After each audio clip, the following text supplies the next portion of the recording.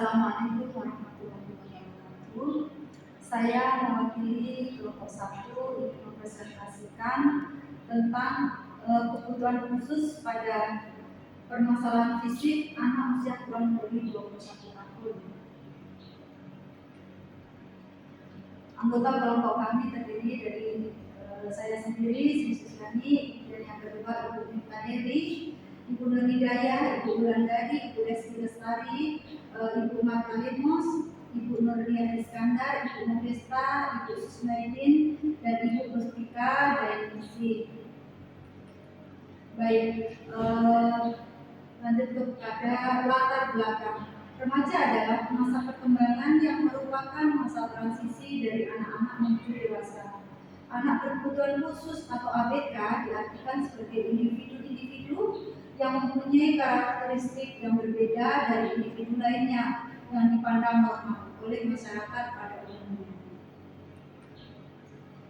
Rumusan masalahnya adalah bahwa apa yang dimaksud dengan anak berkebutuhan khusus, kemudian apa saja jenis-jenis dari anak berkebutuhan khusus, kemudian apa saja faktor penyebab dari anak berkebutuhan khusus.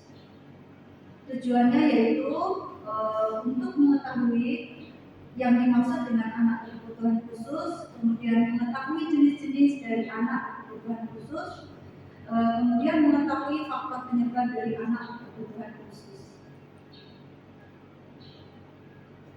Anak berkebutuhan khusus terdiri dari impairment adalah suatu keadaan di mana kondisi individu mengalami kehilangan atau abnormalitas fisiologis dan fungsi struktur pada tingkat organ tubuh atau seperti pada pasien amputasi.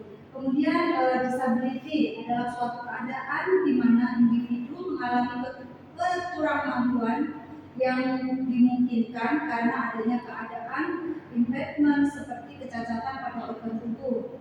Ini contohnya adalah pada cacat pada kaki, maka dia akan merasakan berkurangnya fungsi kaki untuk melakukan mobilitasnya.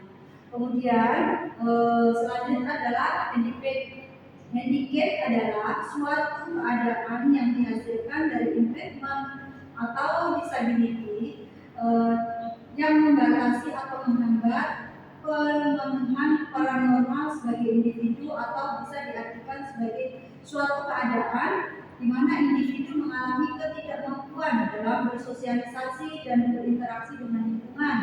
Contohnya, individu yang mengalami amputasi, maka mobilitas atau aktivitasnya harus menggunakan kursi roda.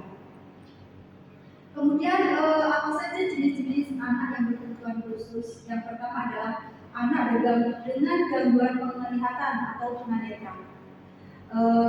Ini contohnya adalah buta, kemudian yang kedua adalah low vision atau rendahnya daya penglihatan. Kemudian yang kedua adalah anak dengan gangguan pendengaran atau biasa disebut dengan tunarungu. Terdiri dari ini terbagi dalam beberapa tingkatan. Yang pertama adalah kehilangan kemampuan mendengar antara 30 sampai dengan 54 dB. Penderita hanya memerlukan latihan berbicara dan bantuan mendengarkan secara khusus. Kemudian tingkatan yang kedua adalah kehilangan kemampuan mendengar antara 55 sampai dengan 69 dB. Penderita kadang-kadang memerlukan penempatan sekolah secara khusus. Di dalam kebiasaan sehari-hari memerlukan latihan berbicara dan latihan berbahasa khusus. Kemudian tingkatan yang ketiga adalah kehilangan kemampuan mendengar antara 70 sampai dengan 89 dB. Penderita dikatakan mengalami ketulian. Ya. Dalam kebiasaan sehari-hari perlu latihan berbicara, kemudian mendengar dan berbahasa, dan perlu pendidikan secara khusus. Tingkat yang keempat adalah kehilangan kemampuan mendengar 90 dB ke atas. Penderita dari tingkat 1 dan 2 dikatakan mengalami ketulian. Dalam kebiasaan sehari-hari, mereka sesekali latihan berbicara, kemudian mendengar, dan memerlukan pelayanan pendidikan secara khusus.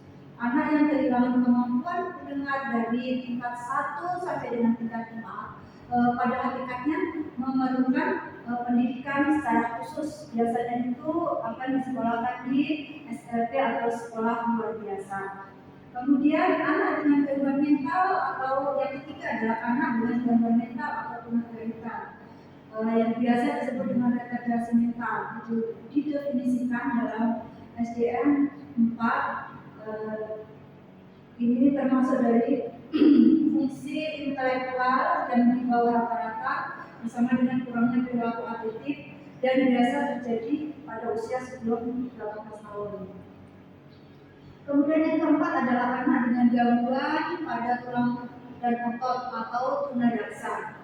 Kriteria diagnostik gangguan pada koordinasi perkembangan dalam istilah.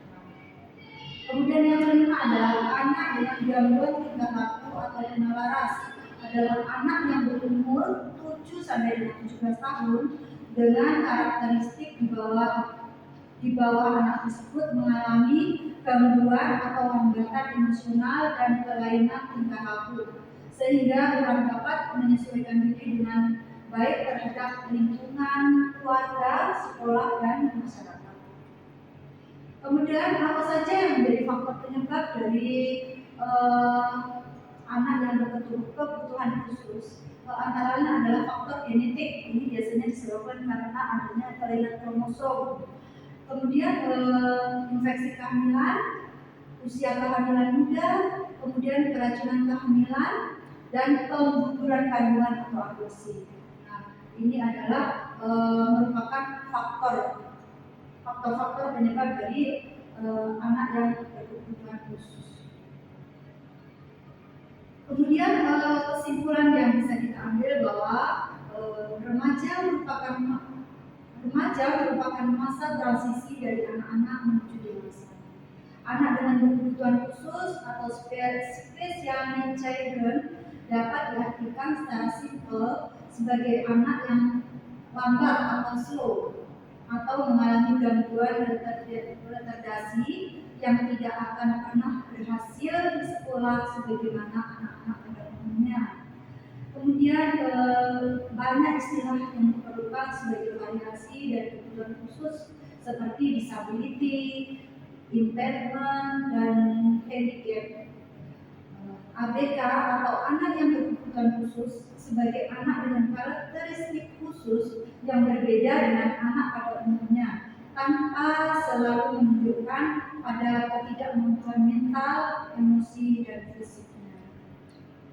Demikianlah presentasi dari kelompok 1. Terima kasih atas perhatiannya.